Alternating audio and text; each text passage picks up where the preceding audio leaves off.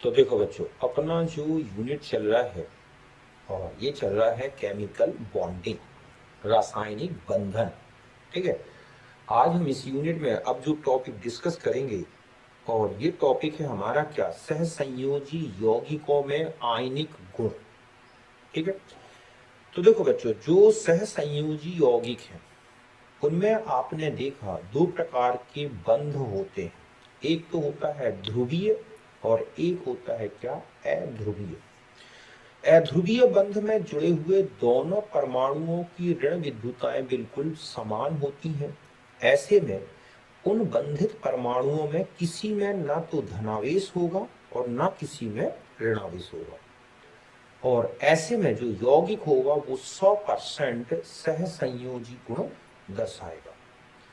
लेकिन ध्रुवीय बंध में अगर हम देखें तो जो दो परमाणु जुड़े होते हैं उस ध्रुवीय बंध में, तो उनकी ऋण विद्युताओं में अंतर होता है। ऐसे में जो अधिक ऋण विद्युती परमाणु है, ठीक है, उसमें आंशिक ऋणावेश आ जाता है, और जो निम्न ऋण विद्युती परमाणु है उसमें आंशिक धनावेश आ जाता है। और ऐसे में जहां सहसंयोजी बंध में सहसंयोजी गुण होना था, वहां पर सहसंयोजी गुण के साथ साथ आयनिक गुण भी आ जाता है। तो यही है सहसंयोजी यौगिकों में आयनिक गुण। समझ गए ना कि अणुओं में उपस्थित परमाणुओं की ऋण विद्युताओं में अंतर होने से सहसंयोजी यौगिकों में आयनिक गुण आ जाता है। बात क्लियर है कि अणु में अगर दो परमाणु आपस में सहसंयोजी बंध से जुड़े हैं, उनकी ऋण विद्युताओं में अंतर है, तो ऐसे में इस यौगिक में जहां कंप्लीट पूर्ण रूप से सहसंयोजी गुण होना था, वहां पर कुछ मात्रा में आयनिक गुण आ जाता है। इसी को हम पढ़ेंगे सहसंयोजी यौगिकों में आयनिक गुण के रूप में। अब आता है कि आप सहसंयोजी यौगिक में आयनिक गुण निकालना चाह रहे हैं, तो वो कैसे कैलकुलेट करें। तो इसके लिए एक फॉर्मूला यूज होता है जिसमें हम आयनिक गुण को प्रतिशत आयनिक लक्षण के रूप में लिखते हैं। ठीक है।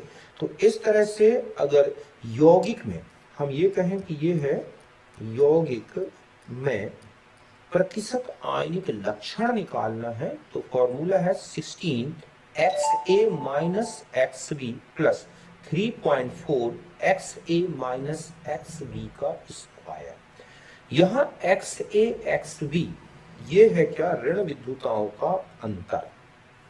मतलब जो दो परमाणु, मतलब हम ये कहें कि ये एक परमाणु ये है और एक परमाणु ये है, तो ये है A और ये है B। ठीक है।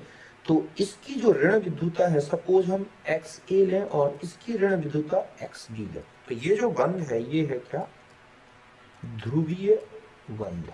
ठीक है। तो इस बंध में कितना परसेंट आयनिक लक्षण आ रहा है उसको कैलकुलेट करना है। तो हम ये फॉर्मूला लगाएंगे 16 XA माइनस XB, जहां XA A की ऋण विद्युता है, मतलब ये क्या है, इनकी ऋण विद्युता। ठीक है।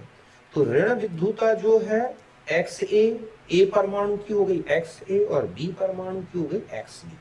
हम ये डिफरेंस ऐसा लेंगे कि इसमें जो XA है वो ज्यादा रखें हम किसके रिस्पेक्ट में, XB। मतलब ये डिफरेंस हम ऋण विद्युताओं का ऐसा लेंगे कि ये जो ऋण विद्युताओं का अंतर है वो धनात्मक आ जाए। ठीक है। इस तरह से अब यहां देखो, अगर XA और XB का अंतर 0 है तो उसमें आयनिक प्रतिशत लक्षण 0 होगा। 0.2 का डिफरेंस है तो 1% आएगा, 0.4 का है तो 3%, 0.8 है तो 12%, तो 1 का डिफरेंस है तो 18%, 1.2 है तो 25%, 1.8 है तो 47%, और 2.4 है तो आयनिक लक्षण 68% तक होगा, और इसके आगे भी होगा। अब ये ध्यान रखना कि अगर XA और XB 1.9 के आसपास का है, तो उसमें जो कंपाउंड में या बंध में प्रतिशत आयनिक लक्षण 50% आएगा। समझ गए ना कि जो बंधित परमाणु है, बंध से जुड़े हुए दो परमाणु हैं, अगर उनकी ऋण विद्युताओं का अंतर 1.9 के आसपास आता है, तो ऐसे यौगिक में प्रतिशत आयनिक लक्षण लगभग 50% आ जाएगा। बात क्लियर है? इससे ज्यादा अगर डिफरेंस आएगा तो आयनिक लक्षण 50% से ऊपर आ जाएगा, और अगर इससे कम है तो आयनिक लक्षण 50% से नीचे आएगा। मतलब हम ये कहें कि जो आयनिक लक्षण है, ठीक है, वो 50% से ज्यादा होगा जब XA और XB का जो डिफरेंस है वो किससे ज्यादा हो, 1.9। और अगर XA XB का डिफरेंस लेस देन 1.9 है तो यहाँ पर सहसंयोजी लक्षण ग्रेटर देन 50%, मतलब सहसंयोजी ज्यादा होगा और आयनिक लक्षण कम होगा। तो बात क्लियर है? तो इस तरह से हम इस संबंध से जो यौगिक होते हैं, सहसंयोजी यौगिक होते हैं, उनके जो बंध होते हैं ध्रुवीय बंध, उन ध्रुवीय बंध का प्रतिशत आयनिक लक्षण हम निकाल सकते हैं। और ज्यादातर ये संबंध डाई एटॉमिक मॉलिक्यूल के लिए ही अप्लाई होगा, जैसे HCl, HBr, HICSF, इस तरह के पॉली जो एटॉमिक मॉलिक्यूल्स होते हैं उनका प्रतिशत आयनिक लक्षण निकालना है तो वो हम द्विध्रुव आघूर्ण में पढ़ेंगे। पूरे अणु का प्रेक्षित द्विध्रुव आघूर्ण बटा में पूरे अणु का परिकलित द्विध्रुव आघूर्ण गुणा 100। ऐसा करके हम बड़े बड़े बहुपरमाणविक अणुओं में भी आयनिक लक्षण निकाल सकते हैं। ये जो संबंध दिख रहा है आपको, ये केवल तभी अप्लाई होगा जब उसमें द्विपरमाणविक स्थिति बन रही हो, मीन्स दो परमाणु आपस में सहसंयोजी बंध से जुड़े हो। तो इस तरह से जैसे हमें XH दे रखा है, हाइड्रोजन की ऋण विद्युता रखी है 2.1 और Cl की है 3.1, तो आपसे पूछा जाए कि जो HCl है, ठीक है, तो HCl का प्रतिशत आयनिक लक्षण क्या होगा, ठीक है, ये हमें निकालना है कि XH हाइड्रोजन की ऋण विद्युता है 2.1 और क्लोरीन की है 3.1, तो HCl का प्रतिशत आयनिक लक्षण क्या होगा। तो हम यहाँ पर प्रतिशत आयनिक लक्षण जब निकालेंगे तो ये हमारे पास फॉर्मूला लगेगा, प्रतिशत आयनिक लक्षण, ठीक है, लक्षण का जो प्रतिशत है 16, 3.1 माइनस 2.1, हम डिफरेंस पॉजिटिव लेंगे, प्लस 3.4, और इस तरह से 3.1 माइनस 2.1 का स्क्वायर, तो ये आ रहा है 18.4%। तो इस तरह से अभी आपने देखा कि लगभग 1 का डिफरेंस था, लिखा है ना कि 1 का डिफरेंस होगा तो 18% के करीब का आयनिक लक्षण आ जाएगा। तो इस तरह से ये आया इतना 18.4%। इस तरह से हम निकाल सकते हैं यौगिकों में प्रतिशत आयनिक लक्षण जो कि द्विपरमाणविक हो। बहुपरमाणविक में हम प्रतिशत आयनिक लक्षण द्विध्रुव आघूर्ण में पढ़ेंगे, वहां डिस्कस करेंगे, ठीक है। फिर हम आते हैं अगला जो देखो, सहसंयोजी बंध के बारे में डिटेल हो गई, आयनिक बंध के बारे में डिटेल हो गई, उनसे जुड़े हुए लक्षण, उनसे जुड़े हुए कैरेक्टर जो भी थे वो सब हमने डिस्कस किया। अब हमारे पास एक बंध और बचता है और वो है उपसहसंयोजी बंध, कोऑर्डिनेशन बॉन्ड। इसी को बोला जाता है एक और नाम से डेटिव बॉन्ड, ठीक है, या इसी का नाम है सेमी पोलर बॉन्ड।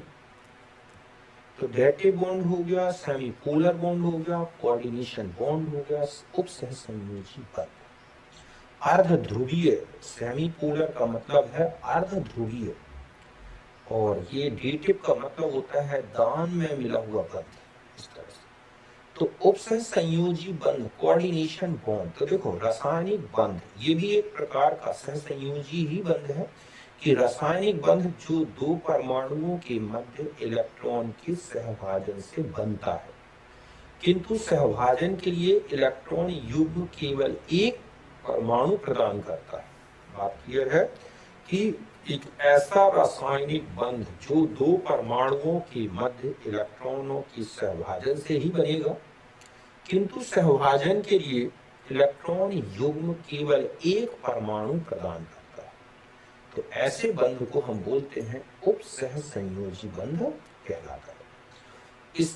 इसमें बंध को तीर द्वारा व्यक्त किया जाता है जिसकी दिशा दाता से ग्राही की ओर होती है। बस समझ लेना कि जहां भी उपसंयोजी बंध लगाया जाएगा तो वो एक तीर द्वारा व्यक्त किया जाता है। इसमें तीर की जो दिशा है वो ग्राही और दाता के बीच में है, तो दाता से ग्राही की ओर लगी होगी, मतलब दाता से एरो और जो है ग्राही की ओर निर्देशित होगा।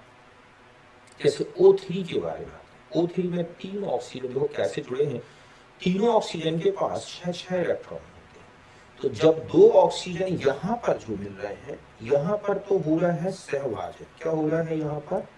सहभाजन, ठीक है। और यहाँ पर जो है ये है उपसहभाजन। मतलब है कि यहाँ दो इलेक्ट्रॉन का ये तो दोनों ऑक्सीजन ने अपना क्या कर लिया? सहभाजन। और ये जो पेयर था, ठीक है, इलेक्ट्रॉन पेयर,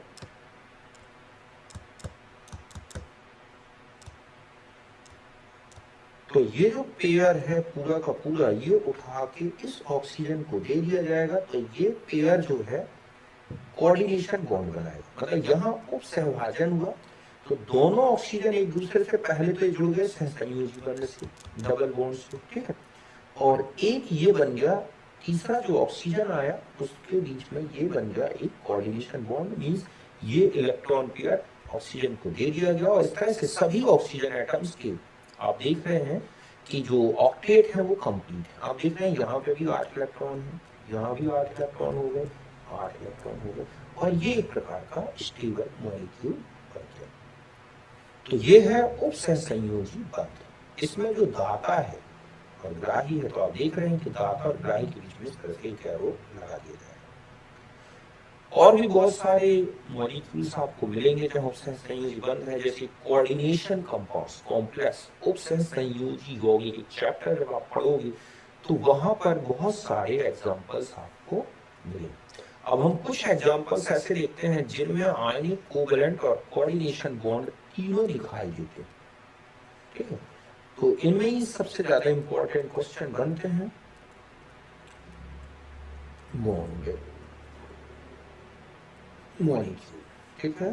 तो देखो कौन कौन से ऐसे मॉलिक्यूल हैं जिनमें तीनों बॉन्ड दिखते हैं। पहला अमोनियम क्लोराइड, तो इसमें 3 बॉन्ड जो बने हैं, ये और ये तो है सहसंयोजी, ठीक। ये है उप सहसंयोजी, और ये जो है ये क्या है? आयनिक। क्यों? क्योंकि ये पॉजिटिव और निगेटिव, नाइट्रोजन पॉजिटिव चार्ज और क्लोरीन के निगेटिव चार्ज के बीच में अट्रैक्शन के कारण है, ठीक है। ये है कौन सा? Na2SO4।